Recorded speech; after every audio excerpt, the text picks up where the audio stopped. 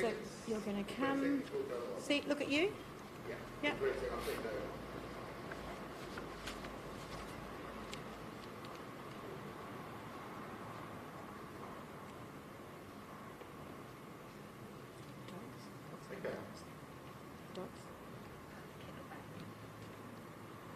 I am so pleased to be here today with Brett Fraser from the Queensland Tourism Industry Council and Roxanne Backer from QPAC to talk about one of a series of initiatives the Palaszczuk government is putting in place and announcing in the coming week to address the critical issue of workforce shortages in Queensland. And we think particularly about this in the lead up to the National Jobs and Skills Summit today. Today, we are announcing a $5.9 million boost to our micro-credentials pilot program, which we have been running for the last couple of years through COVID. It has been a major boost to employers who have been looking to address skills shortages. We know that in every industry, in every community, in every region in Queensland, we are seeing critical workforce shortages. The micro-credentials program has helped industries like tourism, like hospitality, the performing arts. It's been available to 15 different organisations, basically short, small courses that workers can do to quickly upskill themselves on site to be able to fill the jobs that are available for them, and industry is crying out for workers. It means that if you're in a casualised workforce like hospitality or tourism, you might be working 15 hours being an usher at QPAC, and you can upskill and get more hours, for instance, working behind the bar or doing front of house. It means that if you're working in technology, you can quickly, on site, upskill to make sure that you can fill the jobs that are required in technology. At our Workforce Summit earlier this year, employers were crying out for these quick courses that they could get workers to do. We know employers are looking for workers now who actually don't have the skills to work in their industry. Those workers are no longer available, so they need to get people who have never worked in their industry before, and they can offer these short courses, and it is filling vacancies which are vitally needed. In February next year, our current funding will finish, and we will be able to offer this $5.9 million in funding to employers, which will mean an extra 3,000 to 4,000 workers will be available to fill critical places. I'm going to hand over to Brett Fraser now from QTIC to talk about what it's meant for the tourism industry. Thank you, Minister. It's a really exciting announcement for the tourism and hospitality industries in Queensland. As the Minister said, there's a critical shortage of staff and skilled workforce within Queensland right now to meet the growing demand for tourism across the state. And these bite-sized courses in micro-credentialing enable employers to bring in new staff, to train them on the job and give them the skills that they need to meet the demands of the growing tourism market across Queensland. There's currently 5,200 vacancies across the market in Queensland in tourism and hospitality, and we won't fill those vacancies with skilled workers out of the industry. So it's critical to be able to bring people into the industry fresh, to give them the on-the-job training that they require to fulfil the roles that we need across industry. These courses that have been delivered so far have trained over 1,700 people in micro-credentialing, and these bite-sized pieces enable them to get the skills that they need to meet our demand. So for me, this is a really exciting announcement, and on behalf of the tourism industry across Queensland, we thank the government for making this commitment. Now, we were just going to get Roxanne to answer any questions. Yes. Jake, did you want to? Kendall? Oh, Kendall. Oh my goodness, Quite I am alright. so sorry. Roxanne, who is going to be doing it? I'm from QPAC. QPAC, okay. Yes. Do you want to... Sure, absolutely. So just, is it hard getting staff at the moment? How difficult is it? Oh, look, everywhere you go, everyone you talk to, you know, even just in the arts industry, and I know the tourism industry is the same, food and beverage industry is the same. It's so hard to get workers at the moment. So for our staff to be able to cross-train in different areas, as the Minister referred to, you can have an usher doing a certain number of hours, for them to be able to upskill in food and beverage get their RSA training. That sort of thing is brilliant, because then we've got a really versatile, flexible workforce that we can work with in the organisation. And you just touched on it. So, what type of courses, do you staff need? Is it like the RSA, for example? It's not necessarily like a TAFE course, for example, but other courses that they can get into. That's right. Our staff have done all sorts of training. To date, 19 of our staff have done every course from hotel management to upskilling in food and beverage budgeting. Our chefs have done courses in kitchen leadership, food safety, all sorts of things. And it's just, our ushers have done training in food and beverage, in management. So they're all not only upskilling in their own areas, but also being able to cross-train in different areas as well. How many workers are you looking for at the moment? Oh gosh, I couldn't tell you that. I'm sorry, I'd have to come back to you on that. I know we're always looking for casual staff. QPAC never stops. There's never a downtime at QPAC these days. We're very busy year round. So ushers and food and beverage staff are always in demand. Technical staff for back of house crews, everyone is in demand at the moment. And you just mind saying your name in full, Kendall, and spelling it as well? Certainly. My name is Kendall Batley, KENDALL BATTLEY, and I'm Communications Manager at QPAC. Terrific, thank you. Of course. Do you want to ask Brett some questions before you ask? I'm okay. Oh, you? Yes, Yep. I just wonder, what industries at the moment is the government most worried about when it comes to skill shortages? Every single industry is facing worker shortages. What this fund will focus on is what priorities are in the regions.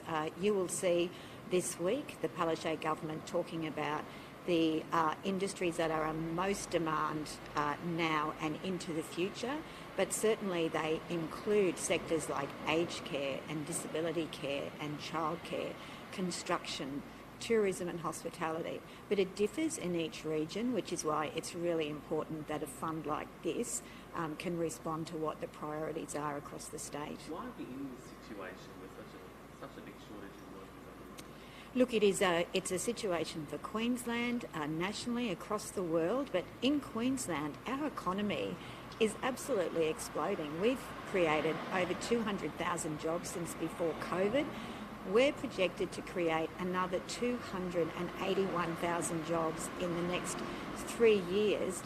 And of course, we have record unemployment. It's the lowest unemployment for 14 years. So we know that we've had international workers haven't been able to come in. In a way, it's a wicked problem because we are doing so well. And we've simply got to address it. And what type of courses are on offer here? What type? Each industry, for the pilot program, each industry is able to design the courses that suit them. So the courses that a hotel chain might need, for instance, are different to what a theatre company like QPAC might need. So they work out what are the jobs they need, and we've just heard some examples from QPAC. You might have front of house. You might have RSAs, you might have personnel management. They're going to look at what are the skills we need and how can we quickly skill people up, particularly people who may never have worked in the industry before. How can we skill them up really quickly to fill our jobs in our sector? In agriculture, they're completely different again. So the beauty of this program is that each industry works out what are the bite-sized courses they need to address their issues. Sort of different from another matter. The opposition is criticising the Premier for not holding cabinet last week and going on leave instead. Do you think the Deputy Premier should have chaired cabinet instead? Look, frankly, I think that this attack from the LNP is actually pathetic. The Premier worked every single day for 2 years during COVID. I actually don't even know when the Premier slept during COVID. No Queenslander has any doubt about the fact that the Premier of Queensland is the hardest working woman. She's certainly the hardest working person I have ever met. For the opposition to attack the Premier for taking 3 days off, and unlike most people, she had to apply for annual leave to get the weekend off. She took 3 days off, and she actually agreed to officiate at a function on her time off because it was such an important event in the tourism calendar. I'm standing here today announcing a major policy which is going to address a critical issue for Queensland, and I am yet to hear one policy suggestion from David Crucifilli or the opposition about how they can move Queensland forward. They are constantly attacking the Premier as a woman, as a human being. It is time that they actually talked about something positive like policy. In the meantime, last week there were 5 Cabinet subcommittee meetings, 2 of them which the Deputy chaired on Monday, and then 3 more which the Premier chaired through the week. We are working every single day in this government, and the Premier is working every single day in this government to move Queensland forward. How much notice were you given, Minister, that Cabinet would be cancelled? When were you told Cabinet would go ahead? I don't recall. I'm sorry, but it's quite, we 3 or 4 times a year, we actually go, the ministers go across Queensland for regional community forums. So there is precedent for Cabinet not to be meeting on a Monday. But as I said, there were 5 Cabinet subcommittee meetings last week, 3 of which were chaired by the Premier and 2 by the Deputy Premier. The business of government is keeping on going, and it's time. I don't think anyone likes or wants to hear people, women, being attacked for taking 3 days leave. The Premier took 3 days leave, and she has worked every single day for Queenslanders. I don't think I saw David Crucifilli during the whole of COVID. They're not talking about policy. They're not talking about moving Queensland forward. Today we're here talking about addressing a major issue for Queenslanders. It is one of the top issues affecting Queensland. Yesterday, the Attorney-General was out talking about lemon laws and warning consumers about buying vehicles affected by the floods. Every single day we are talking about policy, and it's time the LNP talked about policy as well. What was the function of Premier to officiate? I understand it was something on the tourism calendar. On Hamilton Island? Oh, look, I would be, I can't give you any details about that, but I think there's been some media discussion about that. When the Premier is absent, though, does the Deputy Premier ever step in and chair Cabinet? Is that normal and commonplace when the Premier is absent? Well, what is normal is that we often go out across Queensland, like 3 or 4 times a year. Ministers go out across Queensland to regional forums. It happens on Cabinet days, and then there are regularly Cabinet subcommittee meetings which are held across a week, across a month, which deal with critical issues. And that's what's happening. The business of government has kept on going. It keeps on going all the time, and the Premier works around the clock. You could not get a harder working Premier than Annastacia Palaszczuk, and it is time the LNP stop playing the woman and not the ball. Is there a reason, though, why the Deputy Premier couldn't chair Cabinet? Is that something you normally do, or you just... The Deputy Premier chaired 2 Cabinet subcommittee meetings last week. The Premier chaired 3 Cabinet subcommittee meetings last week. The business of government has kept on going and will keep on going. Every single day we are addressing issues which are of critical importance to Queenslanders. But has he stepped in before, or you just normally cancel? Well, the Deputy Premier, when all the ministers are out on regional community forums, there is no Cabinet. However, we are attending to the business of the day. There is precedent, there has been regular precedent for Cabinet not meeting on a Monday, but ministers going out across Queensland. And last week, ministers met with the Deputy Premier and the Premier to address particular issues. So the Youth Justice Cabinet Subcommittee met last week. The Cabinet Budget Review Committee met last week. The Infrastructure Cabinet Subcommittee met last week. There were several others that met last week. The business of government has kept on going, and the Premier took 3 days off. Is there precedent though, and this is what we're trying to ask, is there precedent though for the Deputy Premier to chair Cabinet when the Premier is absent? That's a yes or no question. Well, the Deputy Premier is able to do that, but there hasn't been the need for him to do that. Why was there no need to have a Cabinet meeting last week?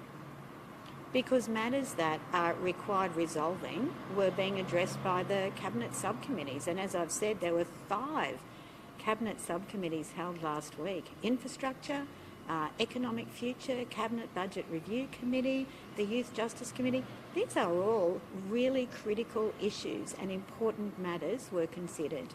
So the business of government kept on going. There wasn't a formal cabinet meeting last Monday, but the Premier and the Deputy Premier chaired cabinet subcommittees, and it's what happens when ministers are away across the state on regional forums. Minister Bailey indicated last week that the Cabinet Budget Review Committee was notified on Monday morning that that would take place on Tuesday, and that's the reason why he had to cancel another appointment. So, was there much notice for these other subcommittees that were going ahead? Because he was told, according to him, on Monday morning, that doesn't seem like a lot of planning. I can't answer. I'm not on any of those particular cabinet subcommittees, so I'm sorry, I can't tell you what sort of notice was given. Okay, so the Budget Review Committee. Cabinet Budget Review Committee, which the Premier chairs. Yeah, so you're not on that? No. Okay. Thank you. Thank you. Thank you.